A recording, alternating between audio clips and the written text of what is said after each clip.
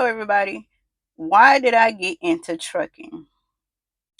That's the number one question a lot of people have. Why did I get into trucking? I got into trucking because of money. Duh, that's a no brainer. But, for me, getting money there has not never been an issue. But my thing is, I wanted to travel and I wanted to make money at the same time.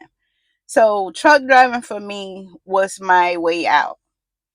I always had my best friend uncle. He would always ask me because he was doing flatbedding. I'm sitting there looking. He was a tall, skinny guy, and he was been owner operator for years. And he would always try to get me to be a truck driver. But I'm like, nobody want to be no truck driver. Cause back then I'm girly girly. I'm trying to hang out in the streets in the clubs, whatever. But if I would have started back then, do you know how far I would have been now? I'm 17 years in now. So, with that being said, truck driving was a way for me to travel and make money. Now, as far as me going to get my CDL when I went to schooling, I went to Swift, and at that time they were still doing the on the job training. So they send you to the school for 3 weeks. I did that, and upon time for me to graduate the school, I see the feds and all these other groups come in, and they was like, "Don't you get in that truck?" And I'm like, "Why?" And me not paying attention because I had my back turned. I'm thinking it was somebody else, that, playing or whatever. So I'm like, "Why?" He's like, "Cause I said so." And I was like, "Oh shoot!" And I turn around. That's when I see. I'm talking about they coming in with boxes and stuff, and they pulling files and records and everything. And I was like, dang. So needless to say, I had to do that crap all over again. A whole nother 3 weeks. Yes, I had to do it 3 weeks again. We came with enough money to last for 3 weeks. So we all came together like it was a bunch of us. It was like we had so many people with us. We had to rotate the school into two different shifts, day and night. So when we did that, we just put our money together and we just bought, food together to last for everybody. And the women, we just I guess like what women do. We were cooking for everybody. So with that to say, okay, did the crap again. So they sent us back to orientation. Orientation was 3 days. I was there one day and got caught up in some BS. This lady lied on me. Get to orientation the second day.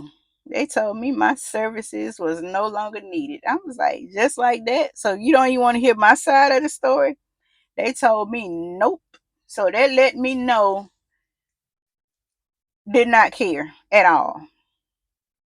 So I'm like, okay, I got you. I got you. So I had to end up going to another carrier to get my over the road training.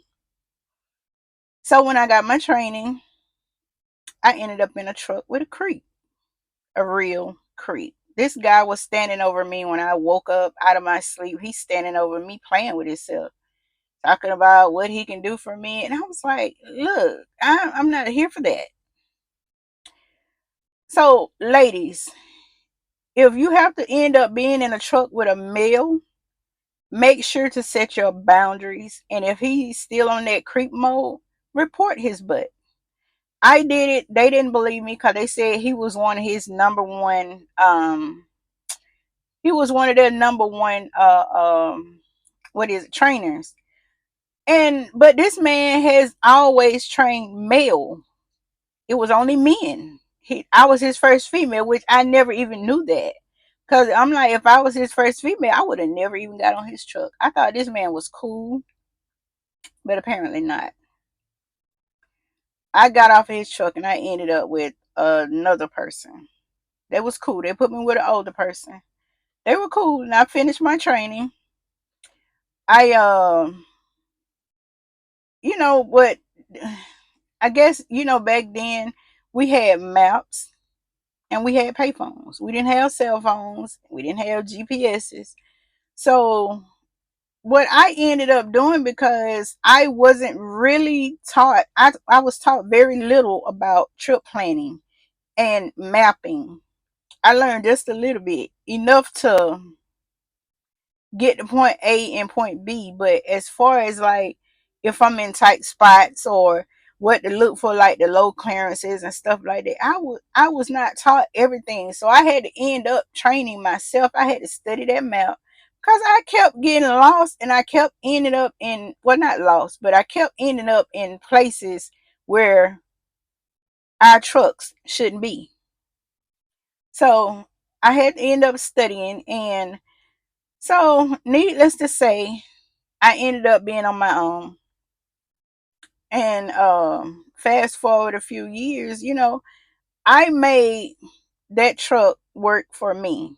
I was traveling because I'm going to casinos.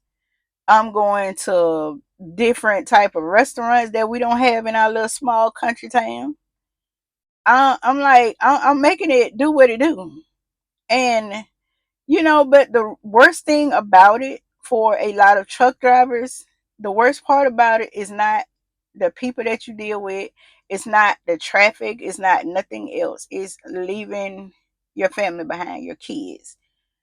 I cried probably almost every day. It took me a while to get over that because I had to leave my two older kids at that time. I left them behind, and I'm talking about, that was stressful for me. I cried every day. And it got to the point where I'm like, okay, well, I thought it was better that I didn't talk to them every day, because every day I'm like, I wouldn't like boo-hoo and sobbing or whatever. I wasn't doing that, but it was very stressful for me. And it was kind of hard for me to concentrate. So this is another thing I want to say. When you first come out here, make sure you have the mental capacity to be able to focus out here, because if you're having everything that you got going on, while you're in the truck, you're going to be overwhelmed, and you're not going to be able to focus on everything that's out here, because you have a 80,000 pound vehicle on your back. So you could potentially harm somebody. Everybody family wants to get home, just like you want to get home to your family. Just think about that. So anyway, I became a lease purchase years later. And remember when I said I got fired, terminated? They couldn't even call it terminated because they never hired me in the first place. So they said. So I was let go, and I went back years later, and I became an owner operator.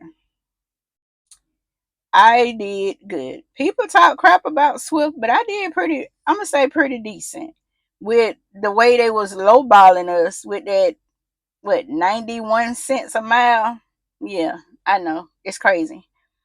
But I towards the end, before I ended my lease, and it was because of me, not the company. I look back on that year, and I had gross 170 something thousand dollars. So don't tell me that Swift not making no money, because they are. And but of course, towards the last few months, I'm gonna say 3 months, I think it was, before I ended that. That was due to me having students, part of it. But the rest of the months, I was solo. So if if truck driving is what you want to do, you have to make the best of it, because it's hard out here at times. It's very stressful, and you have to be able to focus on the road, because you have to drive for long periods of time. But here's my take: make it work for you. If you want to go and get your CDL, please do it, and you all have a blessed day.